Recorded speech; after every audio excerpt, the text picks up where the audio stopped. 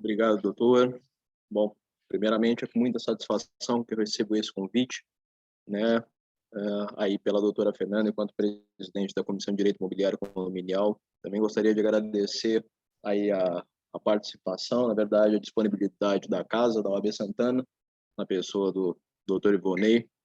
Então, me foi atribuída essa missão aí hoje, né, de palestrar aí para vocês a respeito de assembleia virtual em sessão permanente, né, que tem causado muitas dúvidas, tanto para síndicos quanto para condôminos.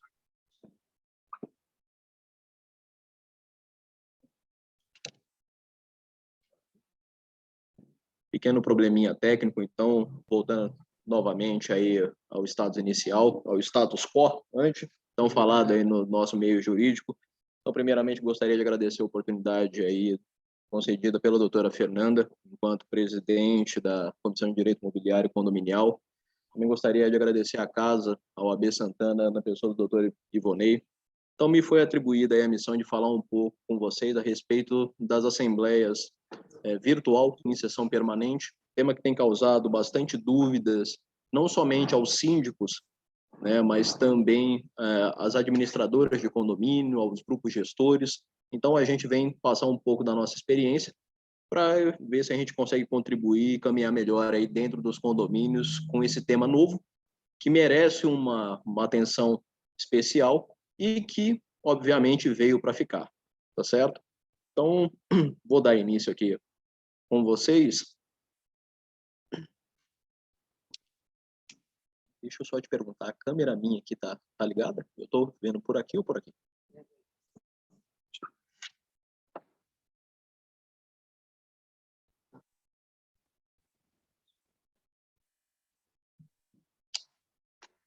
Então, dando continuidade, eu até preparei um material para a gente acompanhando juntos aqui. Vocês vão ver que, em termos de legislação, o que mudou aí com a lei das assembleias virtuais em sessão permanente, ela é um tanto quanto didática. Então, eu acredito que o acompanhamento na letra fria da lei e a gente fazendo alguns apontamentos, colocando algumas questões pontuais, seja interessante para o desenvolvimento dos trabalhos.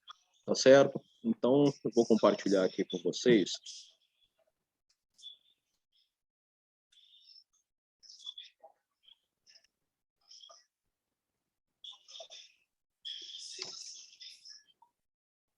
O arquivo está aberto aqui.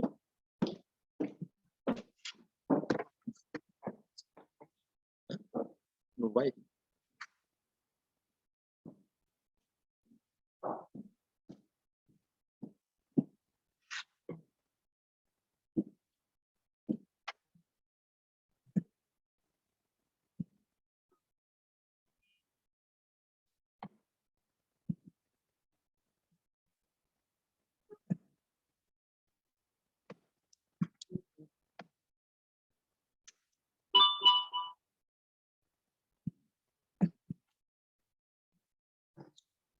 Não, tudo bem. Então, eu faço só falado, então, não tem problema. Não tem problema. Queridos colegas, a gente teve só um pequeno problema técnico aqui. Então, na verdade, até por não conseguir disponibilizar esse material aí para vocês, para a gente acompanhando, tá? Mas depois eu deixo com a subseção aqui de Santana e deixo também nos grupos aí de WhatsApp para quem se interessar.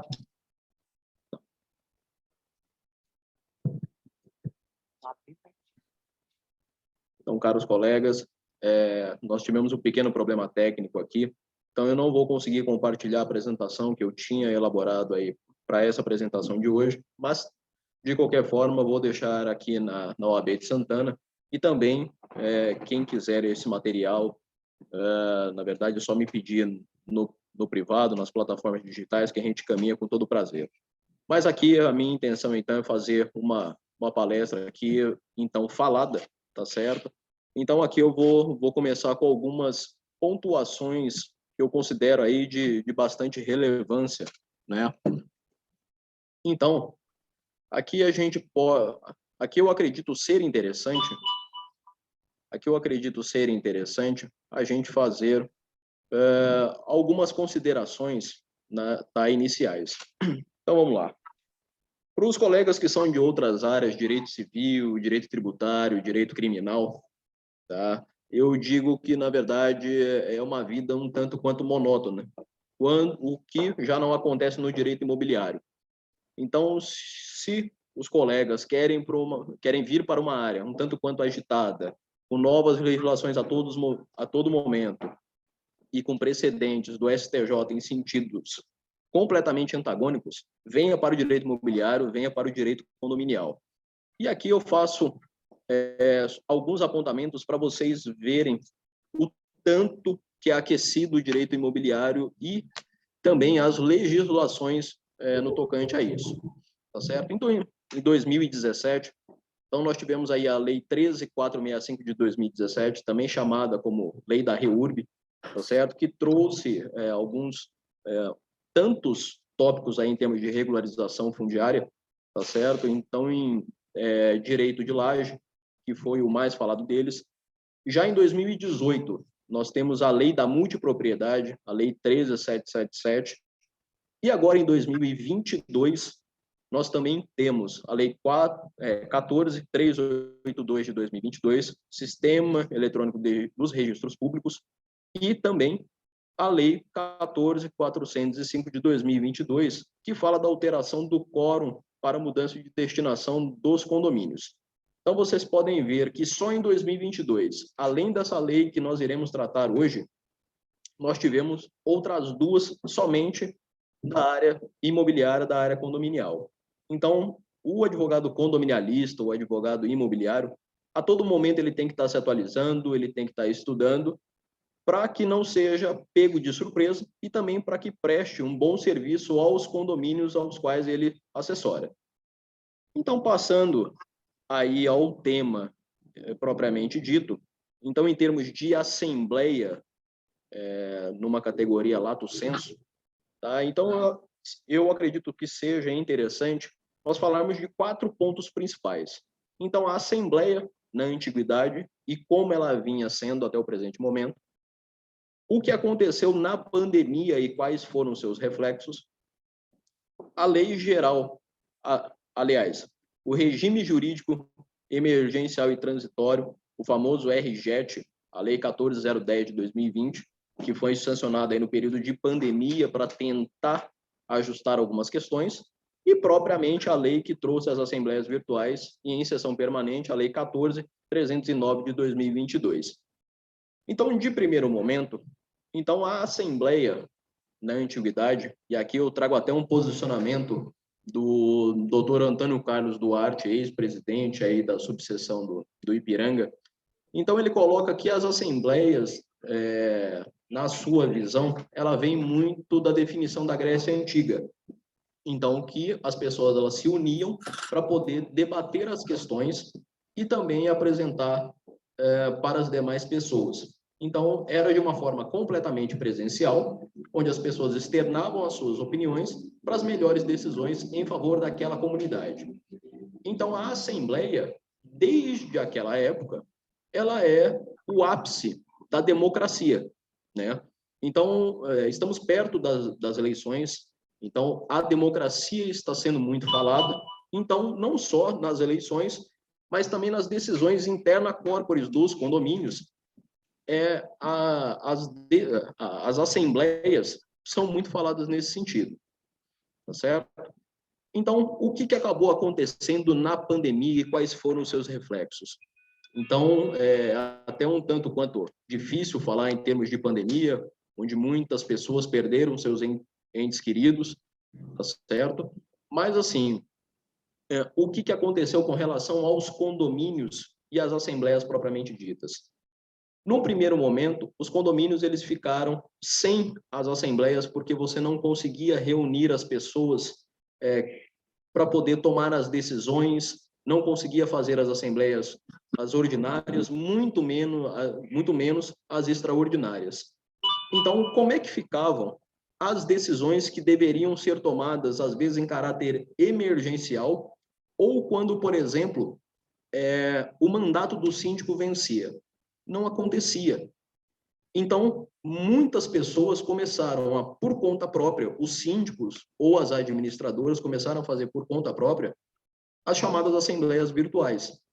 Por quê? Um dos reflexos da falta de assembleia ordinária para a eleição de um novo síndico eram que as contas bancárias dos condomínios elas eram bloqueadas porque não existia uma ata de assembleia atualizada dando poderes ao síndico para movimentar valores em favor do condomínio.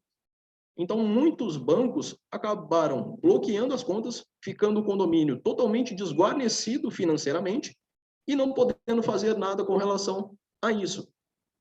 Então, começaram as discussões jurídicas.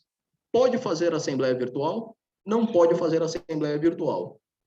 E aí, diante desse contexto, o judiciário também foi pego de surpresa, até porque ninguém imaginava aquele tipo de situação.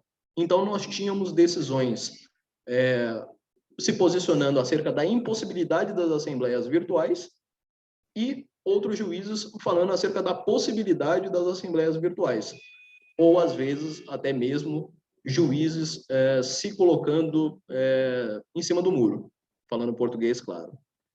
Então, diante desse cenário, no período de pandemia, onde estávamos todos perdidos no mundo condominial, é que veio, em boa hora, o regime jurídico emergencial transitório, a Lei 14.010, de 2020, o então chamado RJET, disciplinando ou autorizando provisoriamente a realização da Assembleia Virtual.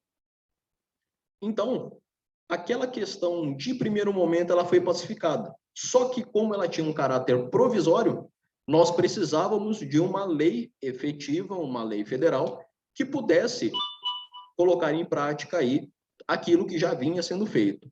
Então, em 2022, foi sancionada a Lei 14.309 de 2022, que traz tanto a questão da Assembleia Virtual e Assembleia em sessão permanente. Então, esse é um contexto histórico que eu acho interessante a gente fazer, uma linha do tempo, para a gente poder especificamente entrar no tema, primeiramente, assembleias virtuais.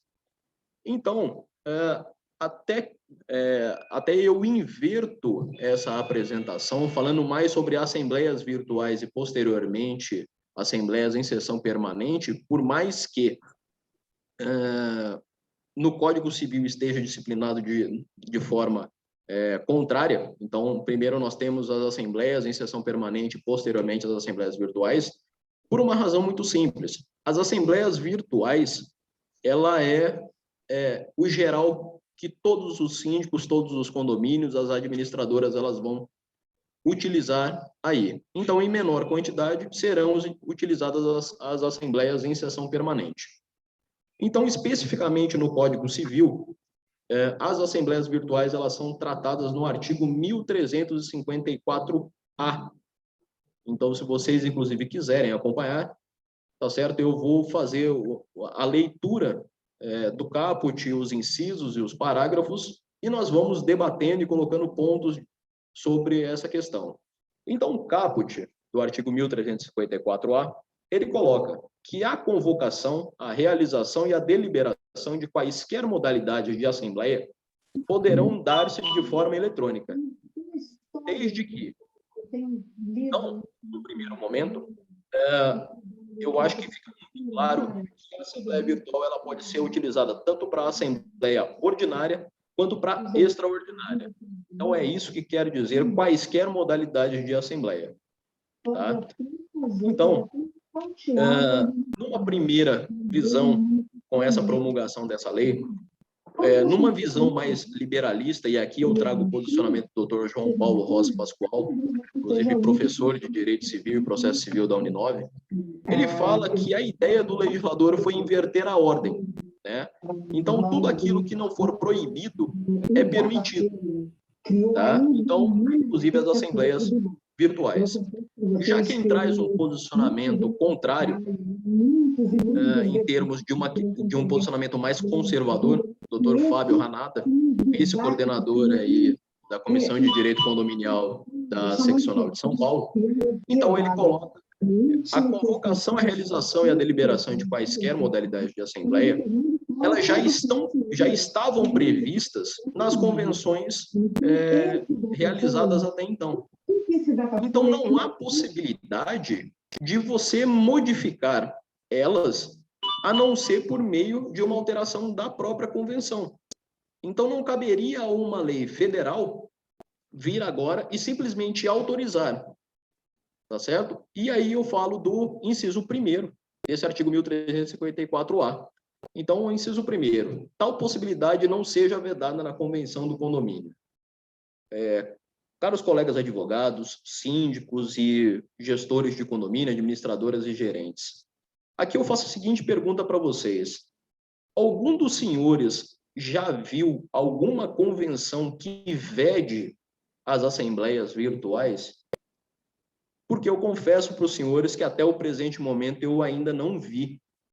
Pelo fato de se tratar de um tema novo, eu acredito, sinceramente, que não teria como na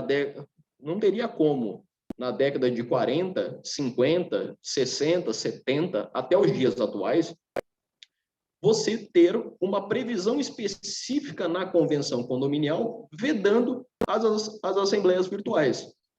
Então, eu acredito que seja uma inversão de valores que faz sentido a posição do Dr. Fábio Ranada, tá certo? Mas, claro, nós também não podemos perder de vista a modernidade, os avanços tecnológicos da sociedade e que as pessoas, hoje em dia, preferem muito mais as coisas online do que as presenciais, até para evitar deslocamentos, perda de tempo e algo nesse sentido, tá certo? Então, passemos aí ao inciso 2 desse artigo 1354-A. Inciso 2. Sejam preservados aos condôminos os direitos de voz, de debate e de voto. E aí, aqui a gente entra numa questão muito sensível pelo seguinte: o que seria a definição de garantir aos condôminos o direito de voz, de debate e de voto? E aqui eu friso o direito de voz pelo seguinte: comumente, as plataformas digitais em que as administradoras costumam fazer as suas assembleias, nós temos, claro, a possibilidade de você abrir os microfones e as pessoas externarem os seus posicionamentos visando a melhor tomada de decisão para os condomínios. E nós também temos o chat, que é na verdade um acessório em que você pode fazer a sua manifestação de forma completamente escrita. Então, o direito de voz, ele seria complementado pelo direito de escrita também no chat? A manifestação pelo chat seria considerado um direito de voz? Essa é uma pergunta que nós, enquanto operadores do direito e o próprio judiciário, terão que responder. Porque se nós tivermos em mente que a voz é a voz especificamente, nós não podemos trabalhar com a ideia do chat dos condôminos que somente se manifestam por ele. Tá certo? E aqui, em termos de preservação dos direitos de voz, eu acredito até que tenha sido muito bem colocado, porque nós temos, claro, dentro de um universo condominial, pessoas das diversas faixas etárias. E aqui eu acho que a preocupação do legislador seria preservar, na verdade, as pessoas de mais idade, que não têm tanto acesso às facilidades tecnológicas ou que não têm a habitualidade de mexer num computador, num smartphone, num tablet ou num notebook. Então, eu creio que essas considerações desse inciso 2º sejam para garantir plenamente o direito de participação dessas pessoas de mais idade. Porque se em algum momento nós tivermos uma limitação, uma restrição aos direitos de voz, de debate e de voto de quem quer que seja, essa assembleia virtual ela é passível de anulação. Tá bom?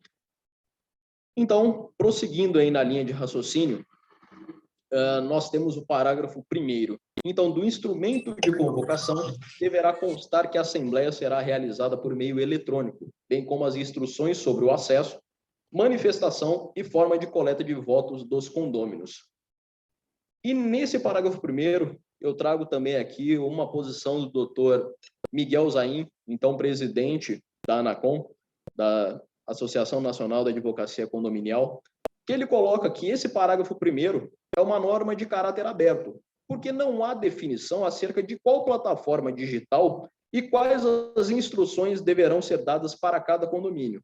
Então, cada condomínio deverá analisar o seu perfil, e isso, claro, deve ser auxiliado pelos gestores de condomínio, pelas administradoras e pelos gerentes, no intuito de escolher a melhor plataforma que se amolda às características, ao perfil daquele condomínio, tá certo? E também regulamentar eventuais disposições complementares por meio aí do regimento interno, isso aí a gente vai ver um pouco mais para frente. Então, é uma norma de caráter aberto, que ela deve ser fechada, visando a melhor consecução aí da Assembleia Virtual. Então, parágrafo 2º. A administração do condomínio não poderá ser responsabilizada por problemas decorrentes dos equipamentos de informática ou da conexão à internet dos condôminos ou de seus representantes, nem por quaisquer outras situações que não estejam sob seu controle. Veja, ainda que nós coloquemos que as administradoras elas não são responsáveis pelos problemas com relação às conexões e os equipamentos que são de propriedade dos condôminos, não é certo dizer que a administradora e as plataformas digitais, as quais são utilizadas, devam atender requisitos mínimos. Então, nós temos que ter o mínimo para que a Assembleia Virtual ela ocorra. Então, claro, uma plataforma digital de forma completamente gratuita, ela vai ter um tempo limitado, ela vai ter um número de pessoas limitado. Então, isso de forma alguma pode ser colocado num condomínio em que você restrinja a participação de determinado número de moradores e nem que você restrinja também o tempo pelo qual o debate deve ser feito para se chegar à conclusão final da Assembleia Virtual. Então, claro, a administradora do condomínio e o próprio condomínio não pode ser responsabilizado por problemas técnicos dos aparelhos dos condôminos, mas também ela tem que oferecer aí requisitos mínimos, né, para a participação de todos os condôminos, novamente, sob pena de nulidade da Assembleia Virtual. Então, passando ao parágrafo 3º, então, somente após a somatória de todos os votos e sua divulgação lavrada, será lavrada a respectiva ata, também eletrônica, e encerrada a Assembleia Geral. Então, aqui nesse ponto, eu até trago algumas ponderações que foram feitas pela doutora Nicara Rodrigues, né, vice-presidente da Comissão de Direito Condominial da OAB de Taubaté. Então, ela fala que na região do Vale do Paraíba, eles estão tendo muito problemas com relação à parte do registro da Assembleia Virtual, porque não se consegue, o cartório, o notário, ele não consegue ter a certeza plena de que aquele condômino foi que participou da Assembleia.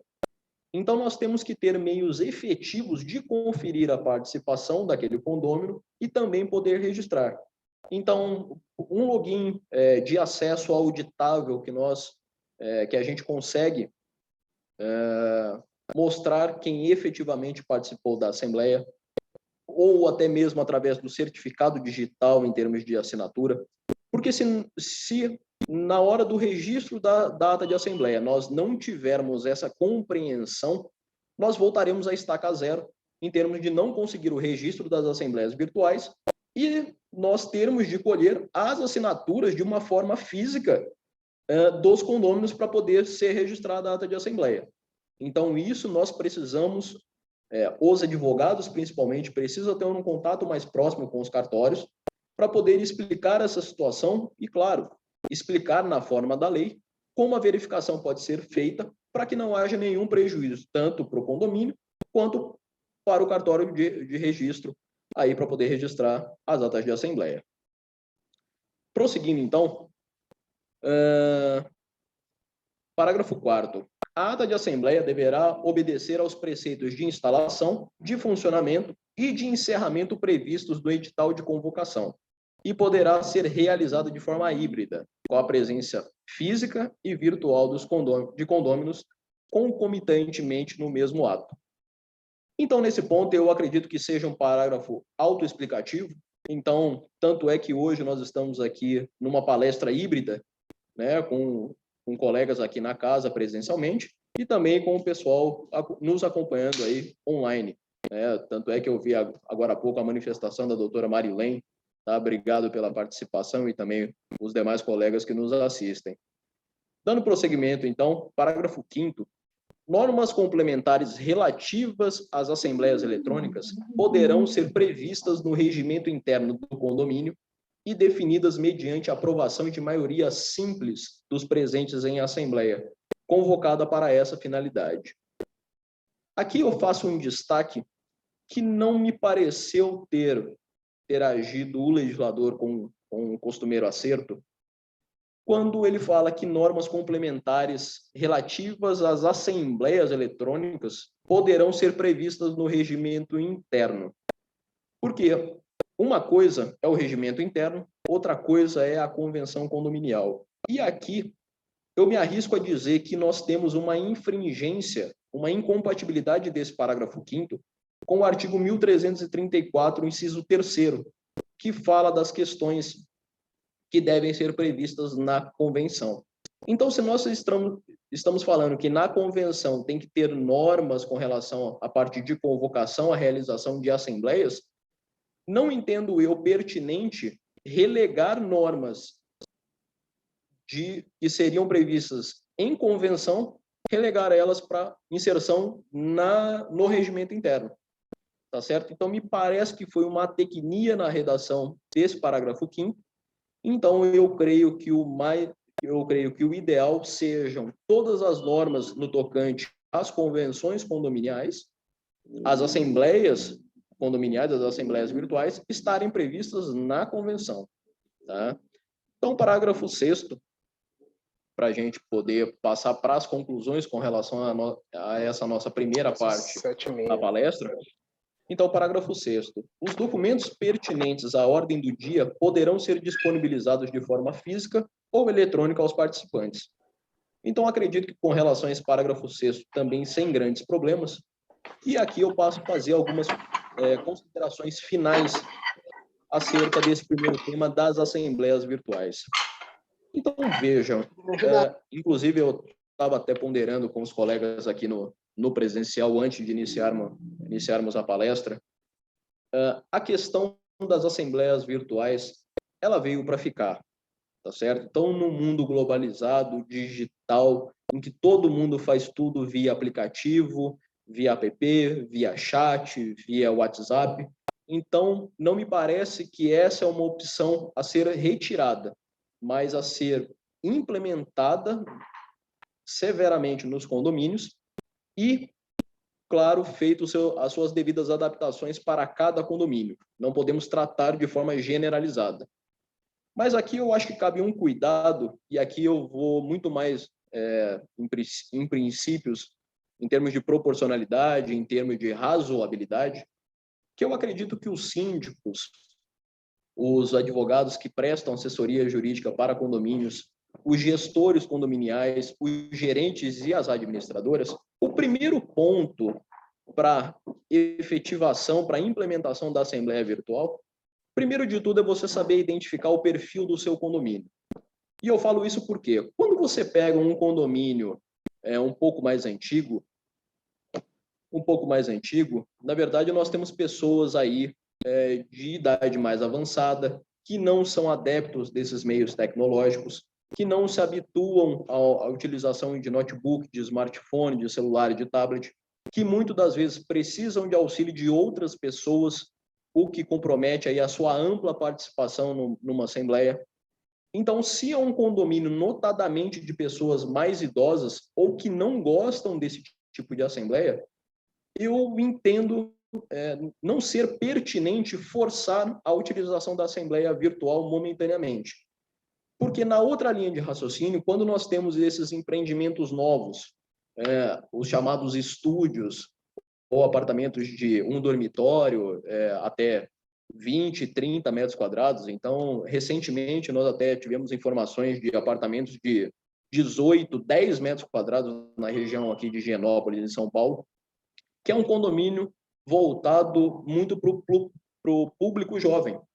Então, o jovem ele está mais adaptado às questões eletrônicas, às questões digitais, e, obviamente, vão preferir que as assembleias sejam virtuais, até porque elas podem ser feitas de qualquer lugar do mundo e você pode participar, né, das assembleias visando a melhor decisão para o seu condomínio.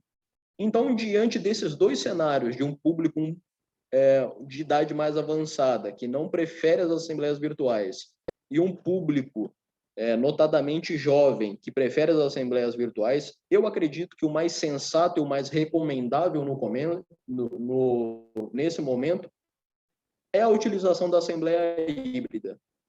Até porque, como é um sistema novo, é uma legislação nova, nós temos que apresentar as facilidades, os prós e contras da participação presencial e da participação online. Porque aquela pessoa que nunca esteve habituado com a questão online, às vezes ela participando, tentando uma vez, a segunda, a terceira vez, às vezes ela vai cair nas graças da assembleia virtual e não vai preferir mais de forma online.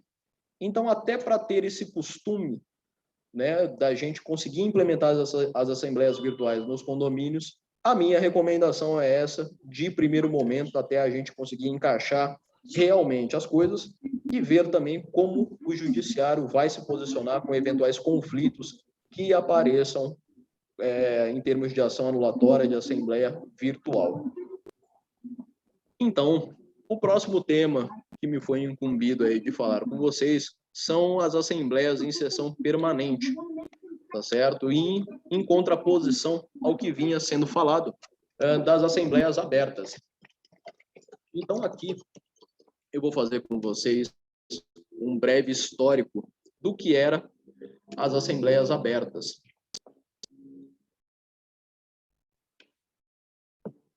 Não muito antigamente, então nós estamos falando aí em período anterior à pandemia, muitos condomínios, quando não atingiam quórums específicos para decisões em assembleia, então, às vezes, algumas questões que dependiam de quórum específico e não atingisse naquela assembleia presencial, transformavam aquela assembleia nas assembleias abertas.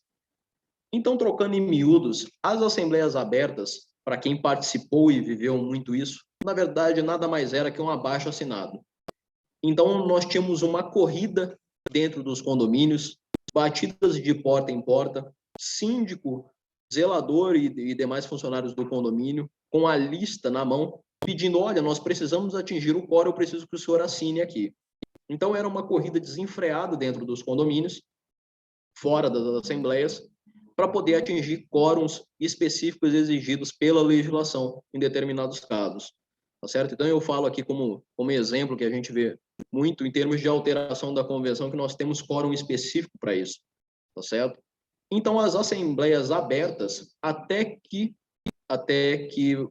fossem, na verdade, proibidas, né, por decisão aí do STJ, elas eram feitas.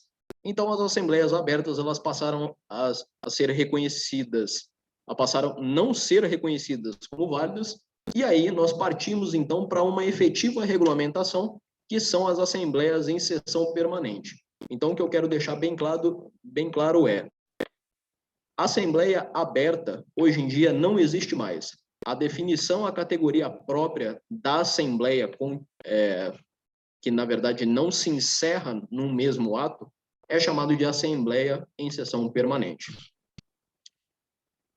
Então, a assembleia em sessão permanente, ela está prevista aí no artigo 1353 do Código Civil. Então, que foram incluídos aí parágrafos e incisos, que eu também vou fazer a leitura aqui pontual com vocês e a gente vai acompanhando o desfecho desse caso. Então, parágrafo 1º. Quando a deliberação exigir o quórum especial previsto em lei ou em convenção e ele não for atingido, a Assembleia poderá, por decisão da maioria dos presentes, autorizar o presidente a converter a reunião em sessão permanente, desde que cumulativamente. E aqui nesse primeiro parágrafo, eu quero fazer duas pontuações, reforçando o que eu já tinha dito anteriormente. Então, a Assembleia em sessão permanente, ela só faz sentido de ser quando a decisão assemblear depender de quórum especial. Porque já me surgiu o questionamento de, doutor, a Assembleia em sessão permanente pode ser utilizada para decisões de quórum simples? Eu falei, olha, não faz muito sentido, porque se a decisão a ser tomada é por maioria simples, basta somente uma única Assembleia com os presentes para tomar essa decisão. Então, esse parágrafo primeiro, ele deixa muito bem claro que é só quando a deliberação exigir o quórum especial. E, na prática, como isso funciona? Então, não atingir o quórum não é simplesmente o presidente de mesa falar, olha, gente, não atingimos o quórum aqui, vamos transformar essa assembleia em sessão permanente para poder conseguir atingir. Não é dessa forma que funciona, e o parágrafo primeiro é muito claro com relação a isso, e eu vejo muitos condomínios fazendo isso de forma equivocada. A decisão de transformar a assembleia em sessão permanente é dos presentes da Assembleia, por maioria.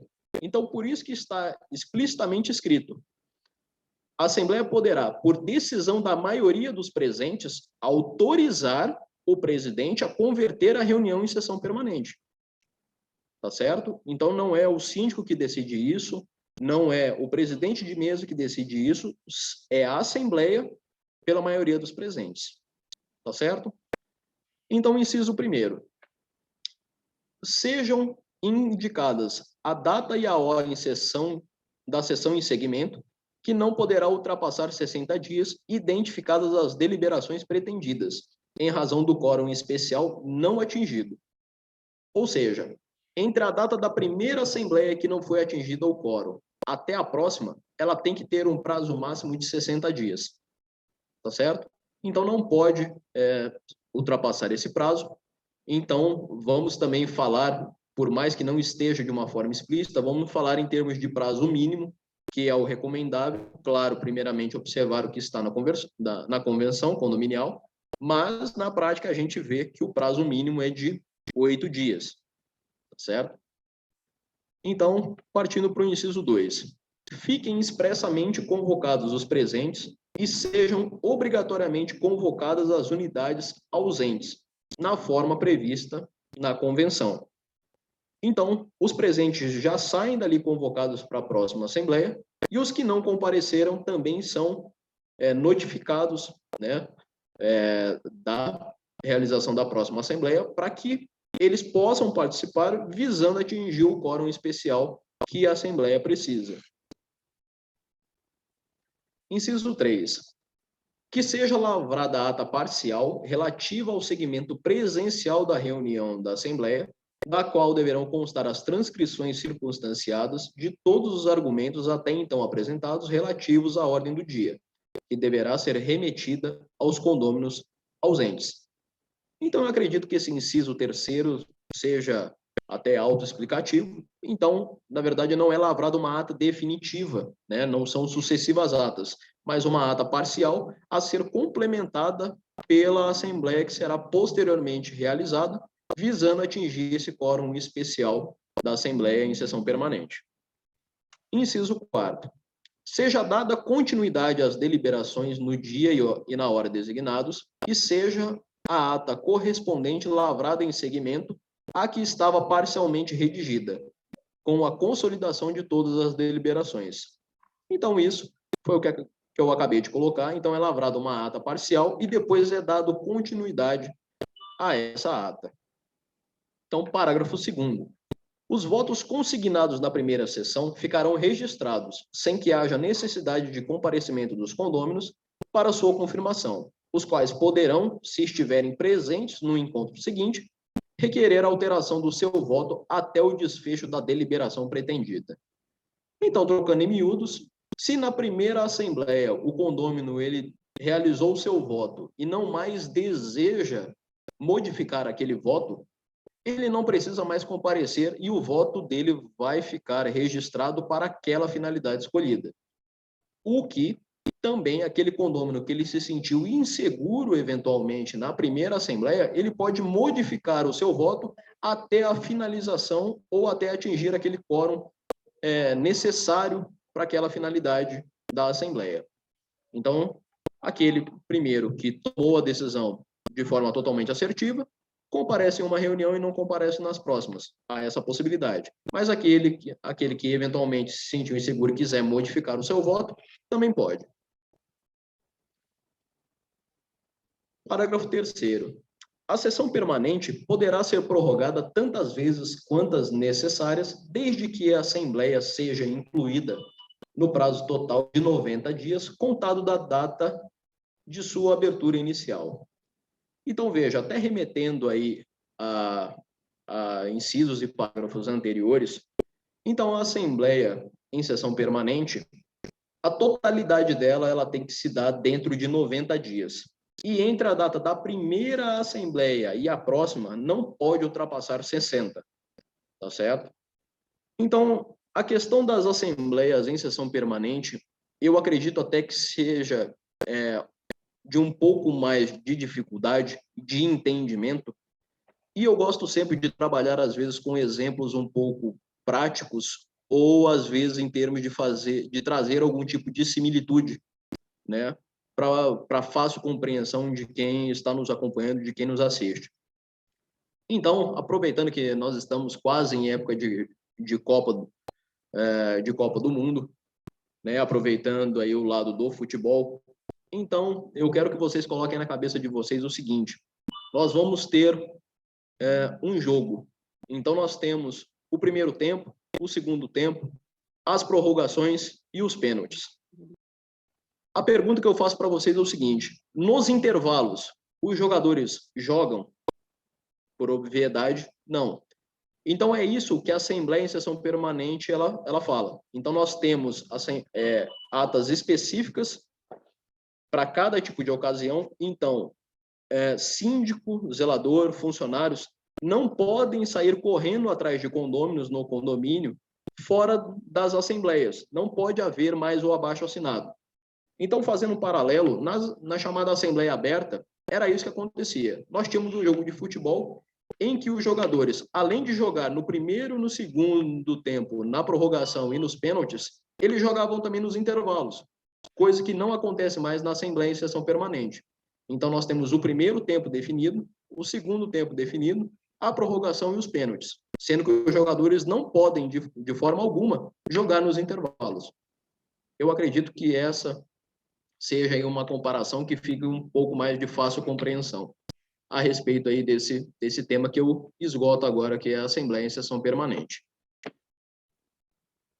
Então, pessoal, na verdade, eu encerro aqui essa apresentação de hoje das assembleias virtuais e da Assembleia em sessão permanente.